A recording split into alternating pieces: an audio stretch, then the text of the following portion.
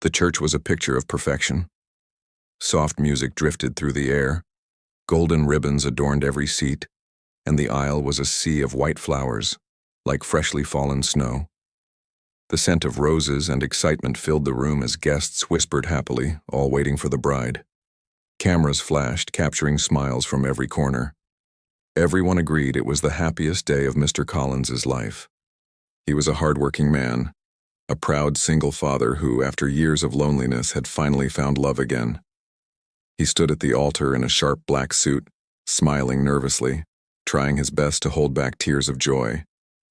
His fiancée, Claire, was a vision of beauty and confidence.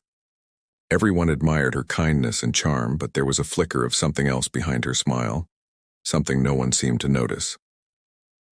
Meanwhile, outside, a small boy was sprinting through the parking lot, his heart pounding against his ribs.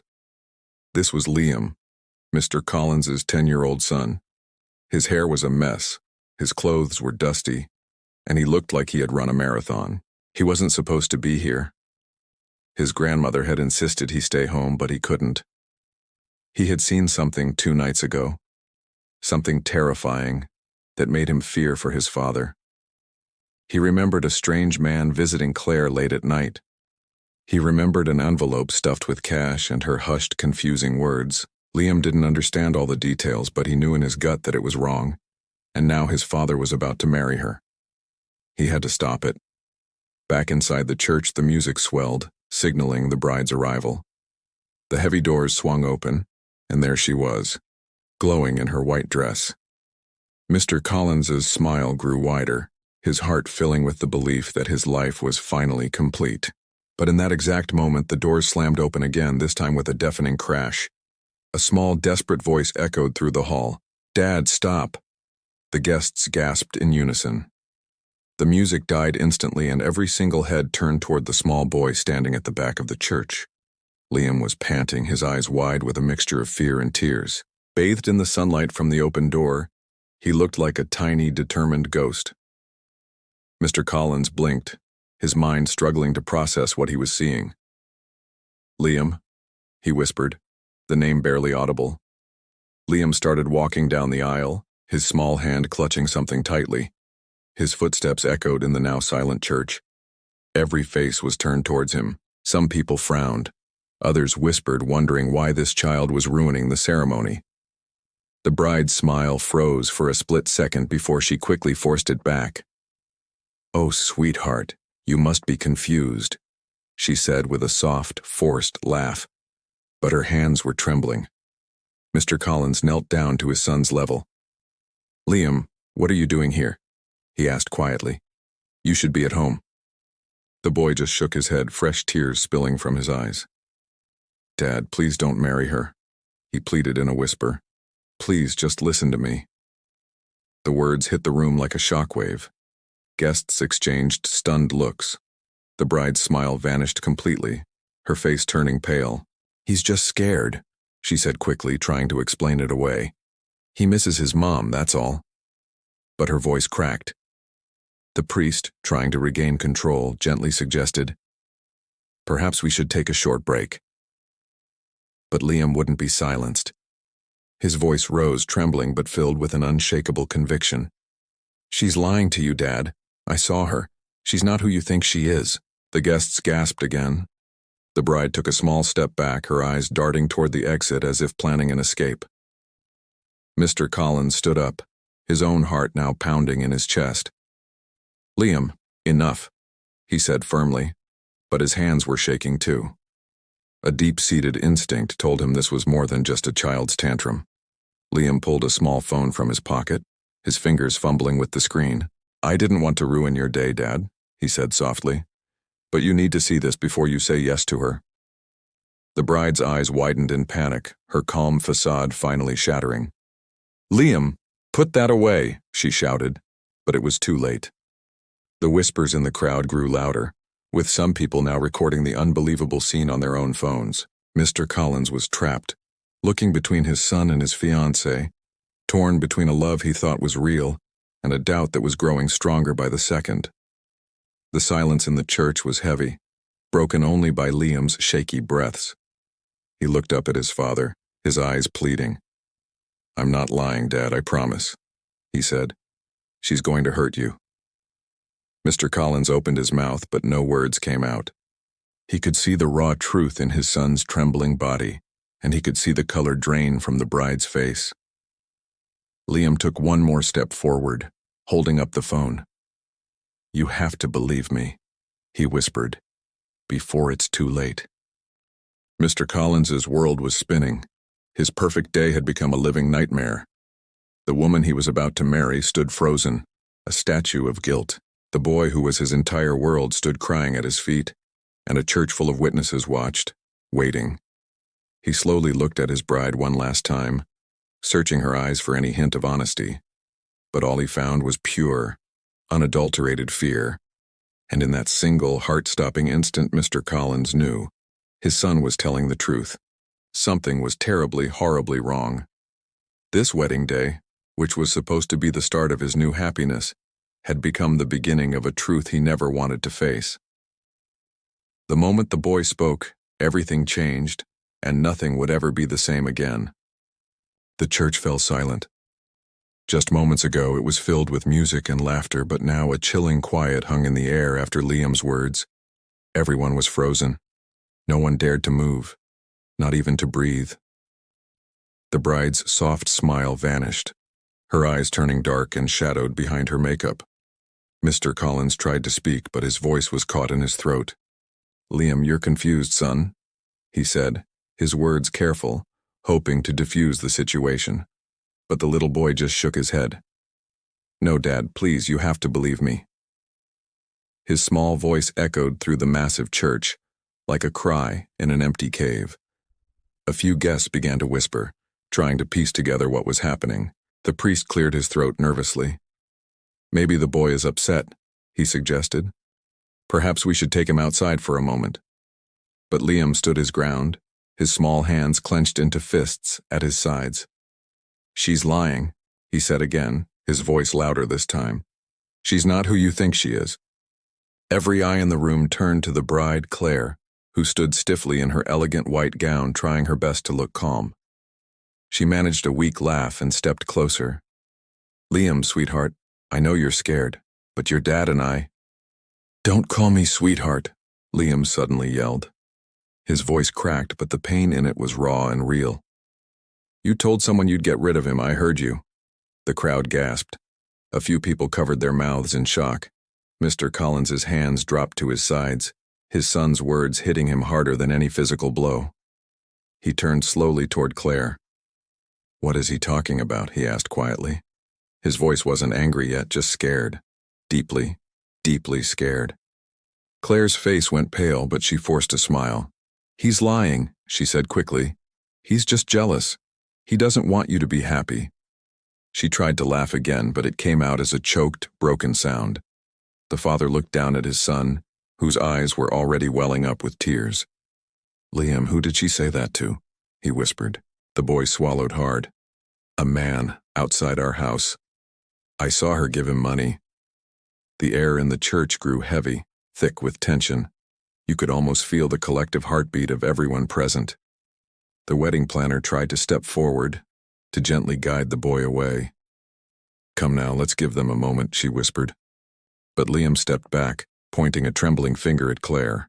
"She's dangerous, Dad," he shouted, his voice shaking with a mixture of fear and incredible courage. "If you marry her, she'll hurt you." Claire's face twisted, her mask of sweetness finally starting to crack. "You're ruining everything," she hissed under her breath. But the small microphone near her caught the words, broadcasting them for everyone to hear. The whispers erupted into a roar. Phones were raised, recording the unfolding drama. Mr. Collins' face turned as white as her dress as he stared at the woman he thought he loved. "Claire," he said, his voice trembling, "why would you say that?" She looked around frantically, realizing she was caught. "I didn't mean it like that," she said, her words tumbling out. "He's twisting things." Her voice grew desperate, her eyes darting toward the exit. At the back of the church, Liam's grandmother stood with her hand over her mouth. She had followed him in, but was too late to stop him. Liam ran to his father and grabbed his hand. "Please, Dad, look at me," he pleaded, tears streaming down his face. I'm not lying. I saw her. She met that man again last night. I followed her. Mr. Collins's heart began to pound. He could feel his son's hand trembling in his, and in that moment, the terrible truth began to sink in. He remembered how Claire had been acting strange, hiding phone calls, how her smile would sometimes disappear the second she thought no one was watching. Claire turned to the guests, trying to regain control. "Everyone, please don't listen to this child. He's confused," she said. "He needs help. He's been upset ever since his mother left." Her words were smooth, but her face was a picture of panic. Mr. Collins looked at her closely, and something in her eyes terrified him. It wasn't sadness or love. It was cold calculation, like a cornered animal. Liam stepped forward again, wiping away his tears. "You told him my dad was weak," he said, his voice clear. "That you would take his house after the wedding." A woman in the crowd gasped loudly. People started to stand up. The entire wedding had dissolved into a storm of whispers and disbelief. The priest quietly backed away, completely unsure of what to do. Mr. Collins took a deep, shaky breath. "Is this true, Claire?" he asked one last time, his voice breaking with heartbreak. "Tell me right now, in front of everyone." Claire's lips parted, but no sound came out. For the first time, she looked small and trapped, all her confidence gone. Finally, she whispered, "It's not what you think," and turned away, her eyes filling with tears that looked anything but real. Mr. Collins felt his knees go weak. The woman he trusted, the woman he almost called his wife, couldn't even look him in the eye. Liam looked up at his father, whispering, "I didn't want to ruin your wedding, Dad. I just wanted to save you." The man dropped to his knees and hugged his son tightly, holding him close as the crowd watched in stunned silence. There was no music, no laughter, only the sound of a father crying softly into his son's shoulder. Claire backed away slowly, her hands shaking, her mind racing. She thought no one would ever find out, but the truth had just walked right through the church doors, in the form of a small boy with more courage than anyone in the room. And though a wedding was ruined, something far more precious was saved. A father's life, and a truth that could no longer be hidden. The whispers still echoed long after Liam's words faded. Inside the church, the air felt heavy, thick with confusion and fear. Mr. Collins sat frozen at the front, his mind spinning. He desperately wanted to believe this was all a terrible mistake, that his son was just scared, but deep down he knew something was terribly wrong. Claire stood at the altar, pale and trembling, her once perfect smile completely gone. She looked like a glass statue, beautiful, fragile, and about to shatter into a million pieces. Liam stayed close to his father, clutching his hand tightly. His heart hammered in his small chest. He had no idea what would happen next, but he knew he couldn't stop now. "Dad, she's hiding something," he whispered urgently. "I can prove it." Mr. Collins looked down at him, his eyes filled with a deep, consuming pain. "Son, what did you see?" he asked, his voice barely audible. Liam hesitated for a moment, the weight of his words heavy on his shoulders. "2 nights ago," he began slowly, "I saw her outside our house with a man. They were standing near a black car. She gave him money and said something about finishing it before the wedding." A collective gasp swept through the crowd, and every eye in the room turned toward Claire. Her lips trembled. "That's not true," she said quickly. "I was just helping a friend." But her voice was weak, lacking any conviction. The father's hands began to shake. "Who was the man, Claire?" he demanded. She didn't answer. Her silence was louder than any confession. The priest looked away, deeply uncomfortable. Guests started to stand up, craning their necks to catch every word, some shamelessly live-streaming the unfolding drama on their phones. Liam took out his own phone. "I didn't mean to spy, Dad," he said softly, "but I recorded them because I was scared." He opened a video, and the sound echoed faintly through the church. The screen showed a blurry image of Claire beside a car. Her voice was faint, but clear enough for everyone to hear. "He can't know until it's done," she said. handing an envelope to the man. The video ended and the silence that followed was deafening. Claire gasped, her eyes darting around wildly. "That's fake," she shouted. "You edited that," she screamed at the boy. But her panic only made her look more guilty. Mr. Collins took a step back, his entire world collapsing around him. "Claire," he said, his voice dripping with disbelief. "You told me you loved me." She reached for him, desperate. "I do," she cried. "I did it for us." The guests murmured in shock. "For us?" Mr. Collins repeated, his voice breaking. "You lied to me and used my son?" Her eyes filled with tears, but her face twisted with a sudden, shocking anger.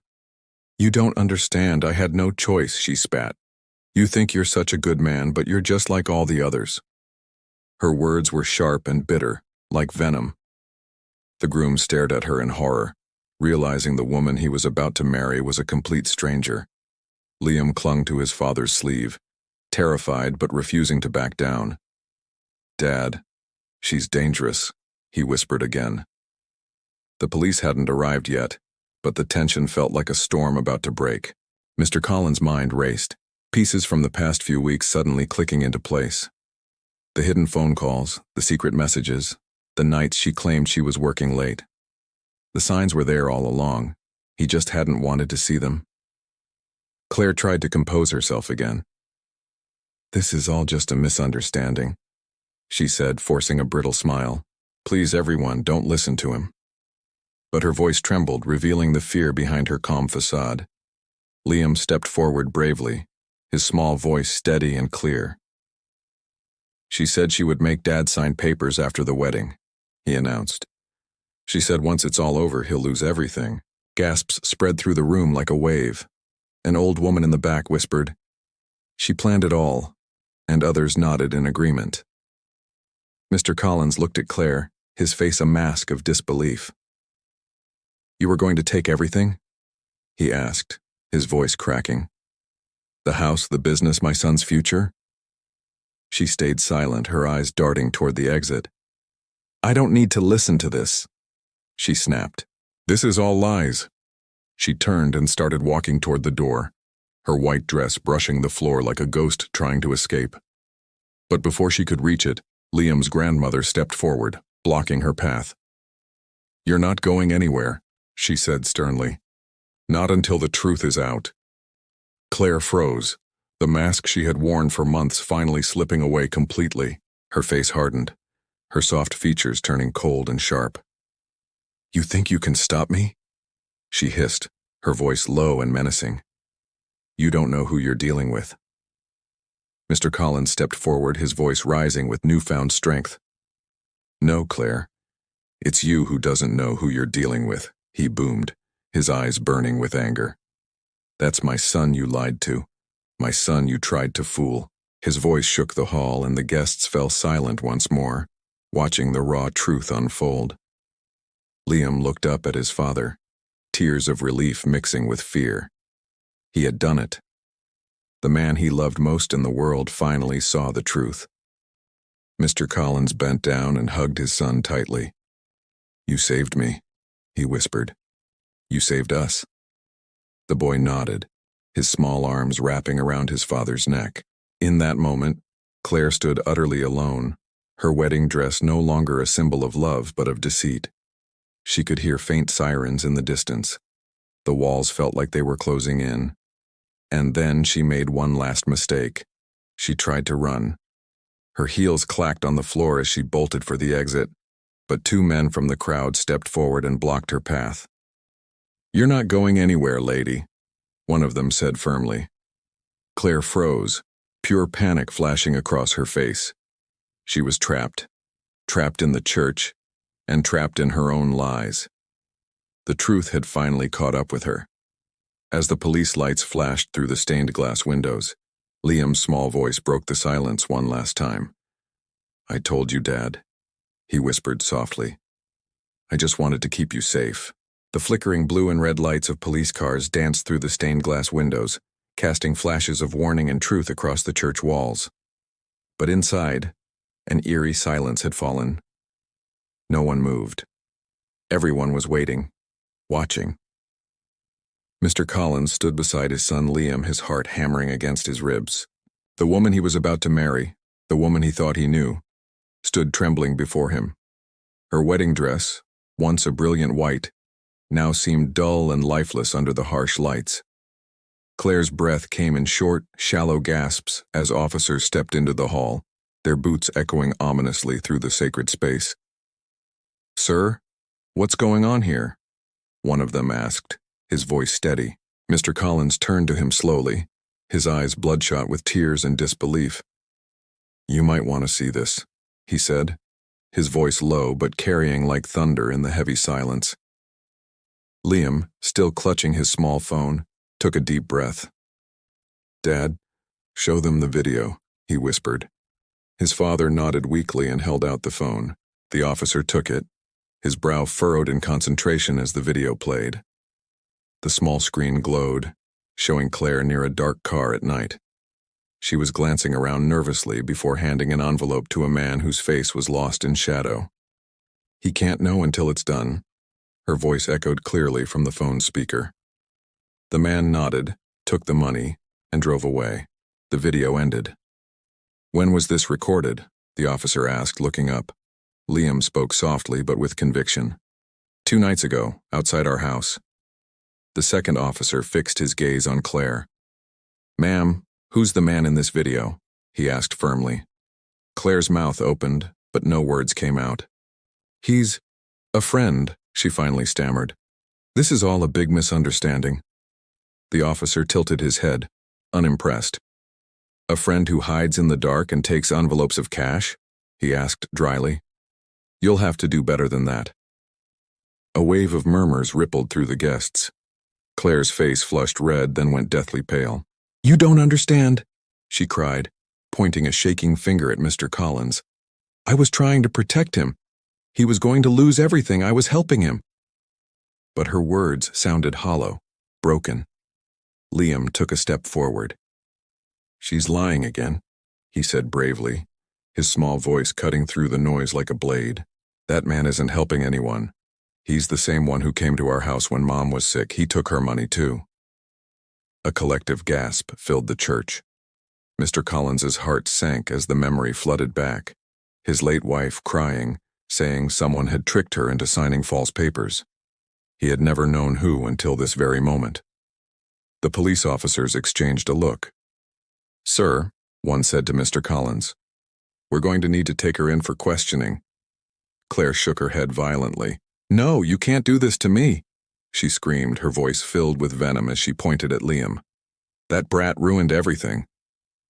The crowd booed softly. "You're blaming a child for exposing you?"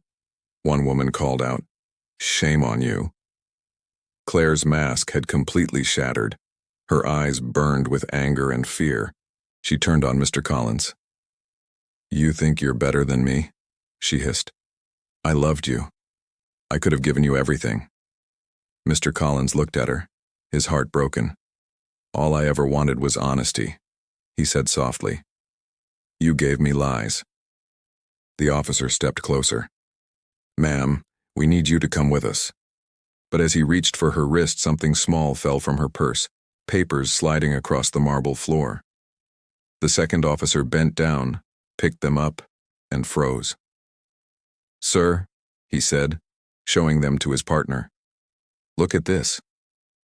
The papers were fake identity cards, a new passport, and documents transferring all of Mr. Collins' property into her name. Unsigned but ready. The plan had been real all along. Another wave of gasps swept the room. Claire lunged for the papers, screaming, "Those aren't mine!" But the officers were already holding her back. "Enough," one said sharply. "You're done." She kicked and cried as they handcuffed her, tears of rage streaming down her face. Mr. Collins stood frozen, staring at the evidence of her betrayal. "I can't believe this," he whispered. "I almost gave you everything." Liam hugged his father's leg tightly. "It's okay, Dad," he whispered. "You didn't lose anything. You still have me." Mr. Collins's heart ached with a painful mix of grief and gratitude. He lifted his son into his arms, holding him close, You saved me, he said quietly. You really saved me. As the police led a screaming Claire out of the church, the crowd parted silently. This wasn't a victory. It was a moment of sharp, painful truth. The priest stepped forward. The truth has a strange way of finding its time, he said gently. Mr. Collins nodded weakly. I thought today would be the best day of my life, he whispered. I was wrong. It's the day I found out who really loves me. He looked down at Liam and smiled faintly through his tears. And that's enough. The father finally realized, sometimes the bravest voice comes from the smallest heart, and the truest love doesn't wear a white dress, but comes from the arms of a child who refuses to let you fall.